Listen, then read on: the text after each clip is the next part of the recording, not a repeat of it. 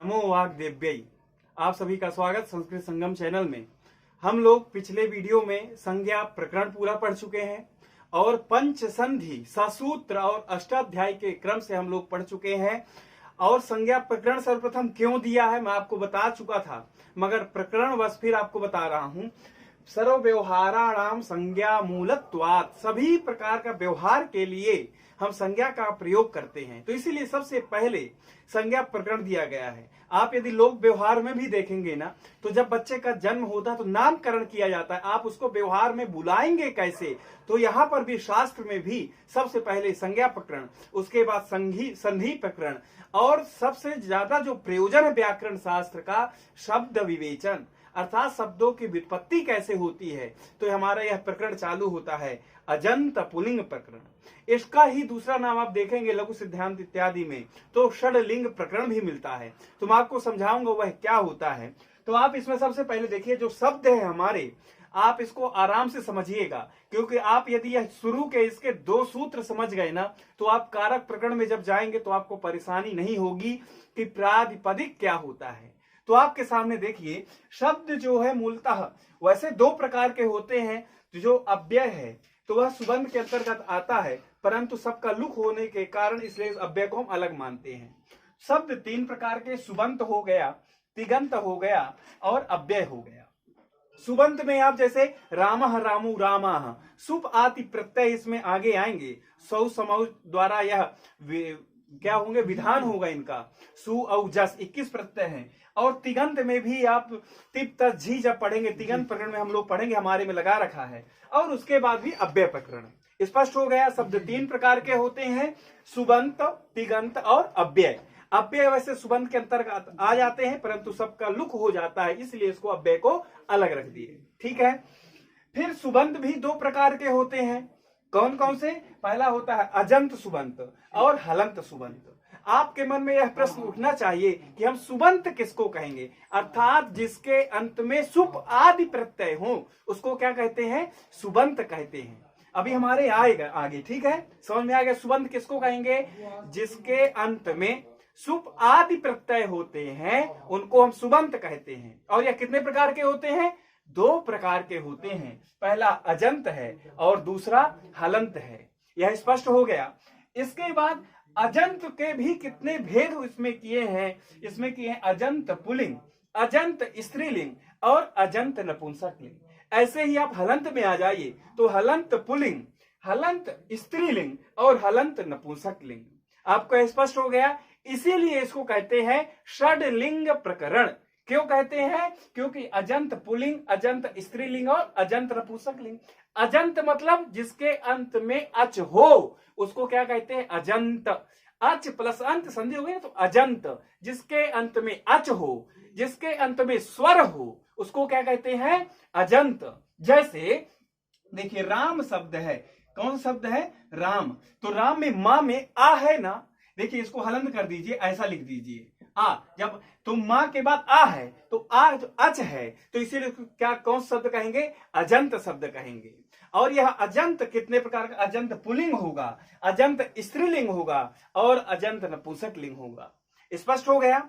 अब ऐसे ही हलंत पुल्लिंग और हलंत स्त्रीलिंग, जैसे लिह शब्द है तो वह हकारांत कौन सा शब्द है? हकारांत पुल्लिंग। ऐसे ही हलंत स्त्रीलिंग और हलंत नपुंसक लिंग। तो काउंट करिए, 3 और 3 6, तो इसके लिए इसको षडलिंग प्रकरण कहते हैं।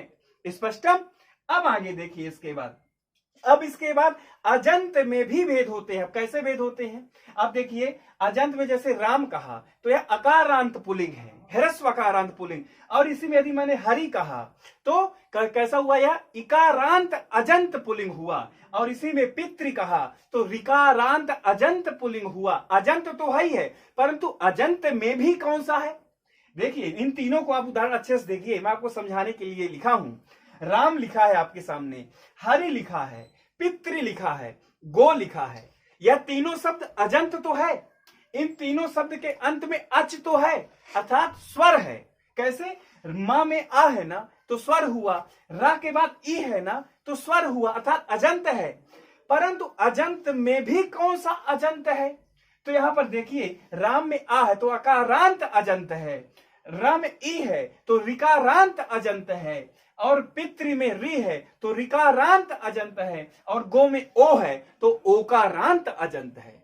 स्पष्ट हो गया। ऐसे ही सब के भेद हो जाएंगे, आप कर सकते हैं, सब में ऐसा ही होता है। जब हम प्रतियोगी परीक्षाओं की तैयारी करते हैं तो हमारे मन में प्रश्न उठता है कि शब्द रूप कैसे पूछते होंगे, तो आप यदि एक एक इन सब का याद कर लेते हैं ना तो आपको फिर कभी परेशानी नहीं होगी, क्योंकि लगभग फिर वैसे ही रूप चलते हैं। ऐसे ही फिर अजंत स्त्रीलिंग में भी आपका यह भेद हो जाएगा, नपुंसक लिंग में भी यह भेद हो जाएगा।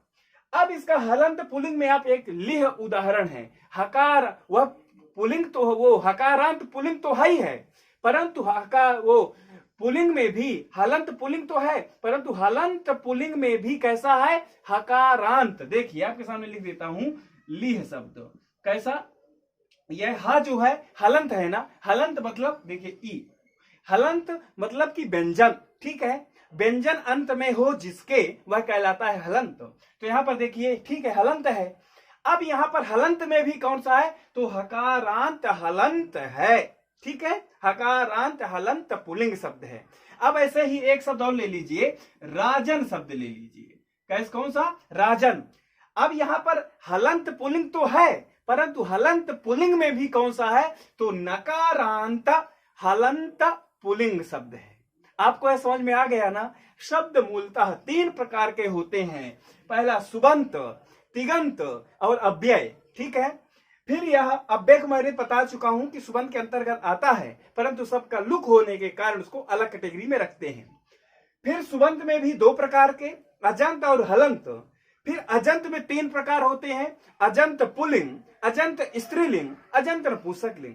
ऐसे ही हलंत में हलंत पुल्लिंग, हलंत स्त्रीलिंग, हलंत नपुंसक लिंग, तो 6 हो गए, इसलिए इसको कहते हैं षड्लिंग प्रकरण। स्पष्ट हुआ।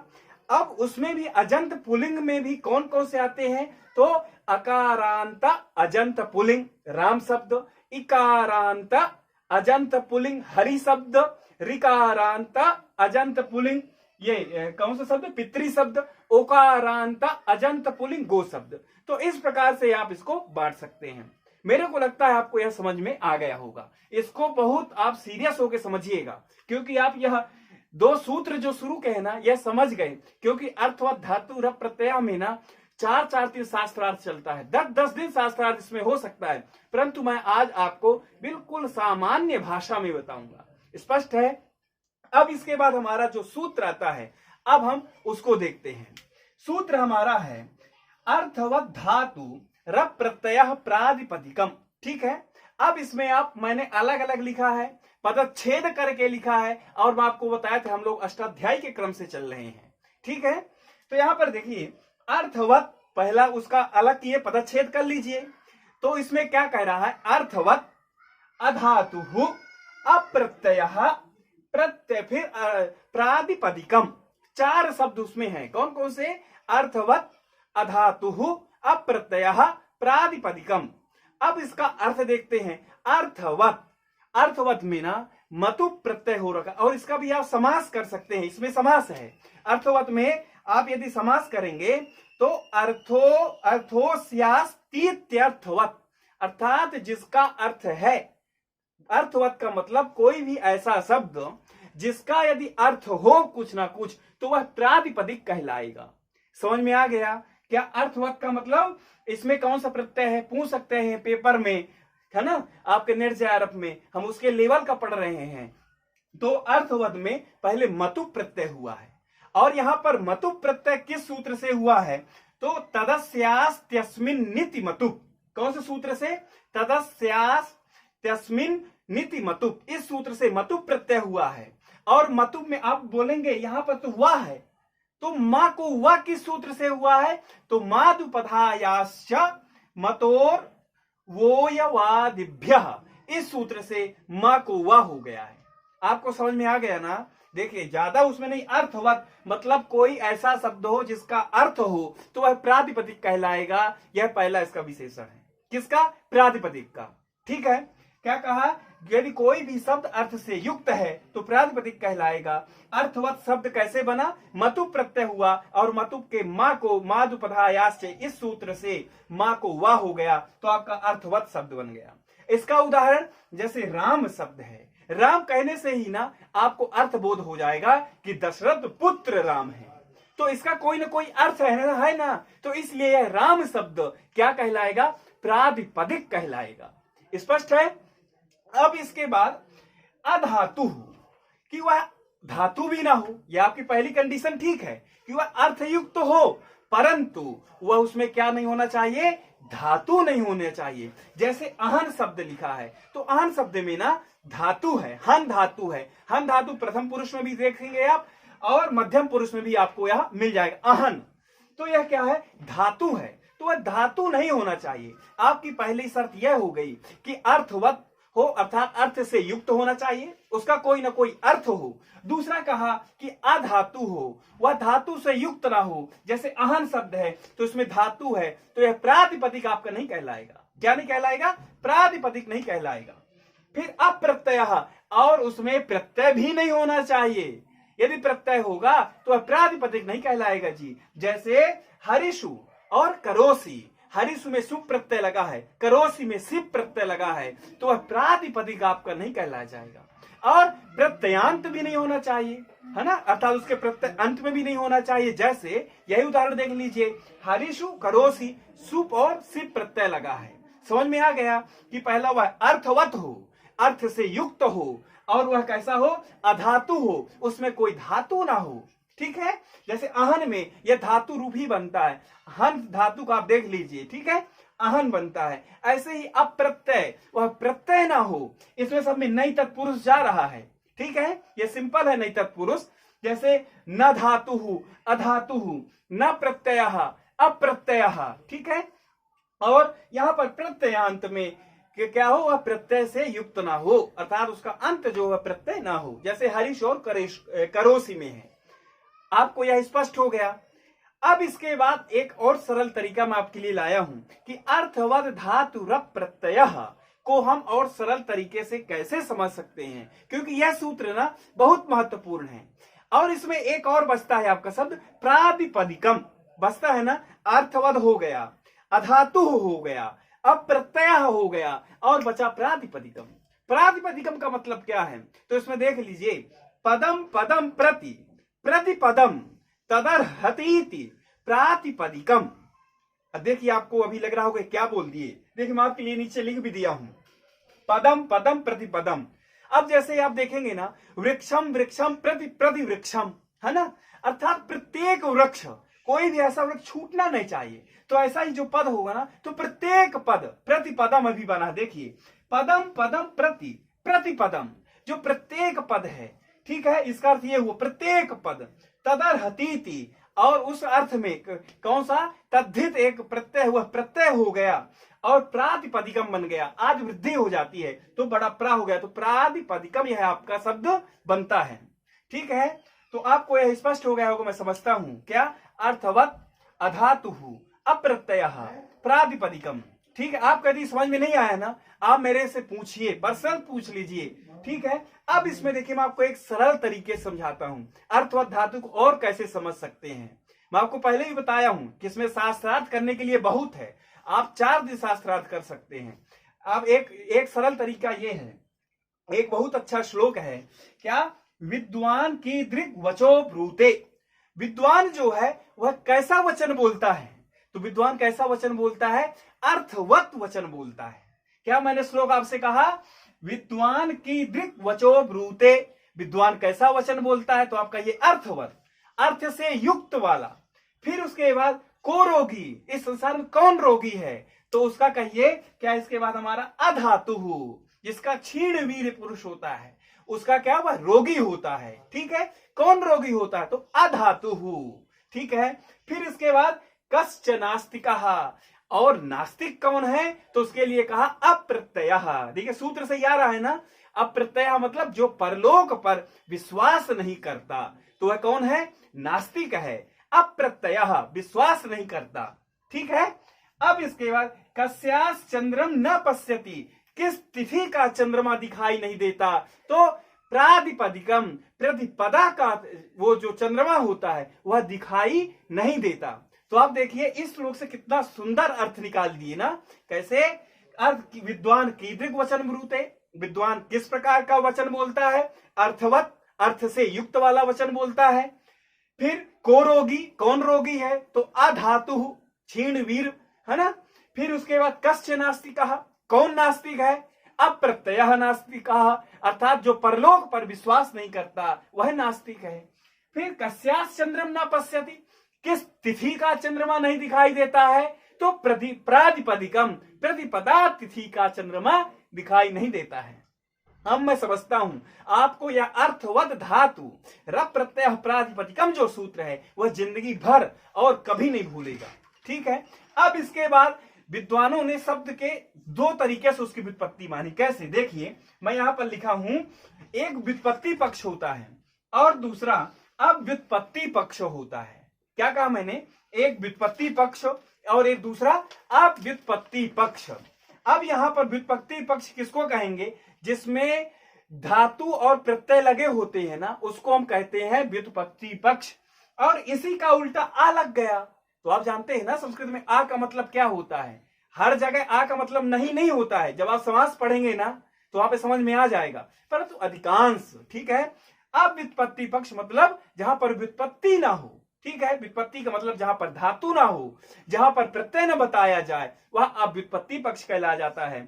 और व्युत्पत्ति पक्ष हम उसको कहेंगे जहां पर धातु बताई जाए, जहां पर प्रत्यय बताया जाए, वह व्युत्पत्ति पक्ष कहलाता है। ठीक है। जैसे अब मेरे को लगता है कि इसको मिटा दूं और इसको समझते हैं व्युत्पत्ति पक्ष और अव्युत्पत्ति पक्ष। आपको यह पूरा समझ में आ गया है ना। अब यहां पर देखते हैं दो भेद का कौन कौन से, एक व्युत्पत्ति पक्ष और दूसरा अव्युत्पत्ति पक्ष। इसी में आ लगा दीजिए। ठीक है। अव्युत्पत्ति पक्ष। तो आपको आ का मतलब मैंने बता दिया ना ही होता अधिकांश। तो यहां पर व्युत्पत्ति पक्ष में जिसमें धातु बताया जाए, प्रत्यय बताया जाए, जैसे रम धातु है, रम क्रीड़ायाम, ठीक है, रम धातु है और इसमें घई प्रत्यय लगा है, तो यह आपका कैसे कहला गया कि यह व्युत्पत्ति पक्ष है। ठीक है। रमनते, इसकी यदि आप और व्युत्पत्ति देखेंगे शब्द के तहत में, तो यहां पर इसमें क्या मिलेगा? रमनते योगिनोस्मिन नीति, है ना, जिसमें योगी लोग क्या करते हैं? रमण करते हैं, उसको रम कहते हैं। तो यह कैसा आया अर्थ? व्युत्पत्ति पक्ष आया। अर्थात इसमें हम धातु देखें, रम धातु है, इसमें घई प्रत्यय है, तो यह हमारा कहला जाएगा व्युत्पत्ति पक्ष। और अव्युत्पत्ति पक्ष, तो किसी ने कहा यदि राम, तो राम कहने से ना एक समुदाय का बोध होता है कि दशरथ पुत्र राम। स्पष्ट हो गया। अव्युत्पत्ति पक्ष उसमें जो है आपका धातु नहीं देखा जाएगा, आपका इसमें प्रत्यय नहीं देखा जाएगा। ठीक है। अब यहां पर आप सोचेंगे आप हमें क्यों बता रहे हैं व्युत्पत्ति पक्ष और क्यों बता रहे हैं अव्युत्पत्ति पक्ष? तो मैं आपको बता दूं, जहां पर अव्युत्पत्ति पक्ष होगा, जहां पर आपके मन में कॉन्सेप्ट ये हो कि हम अव्युत्पत्ति पक्ष भी बना रहे हैं अपनी सिद्धि, तो वहां पर आपको सूत्र लगाना है प्रातिपदिक संज्ञा के लिए अर्थवद धातुरप प्रत्ययः प्रातिपदिकम। कौन सा सूत्र लगाना है? अव्युत्पत्ति पक्ष में सूत्र प्रातिपदिक करने के लिए कौन सा सूत्र लगेगा? अर्थवद धातुरप प्रत्ययः प्रातिपदिकम। स्पष्ट है। और व्युत्पत्ति पक्ष के लिए आगे हमारा सूत्र आने वाला है कृत तद्धित समासास्य, वह हम अगले वीडियो में पढ़ेंगे। और मैं क्योंकि यह दो सूत्र ना बहुत महत्वपूर्ण हैं, ठीक है, तो मैं समझता हूं आपको समझ में आ गया होगा। ठीक है। तो आगे वाले वीडियो के साथ फिर मैं आपको मिलूंगा। तब तक के लिए नमस्कार, धन्यवाद।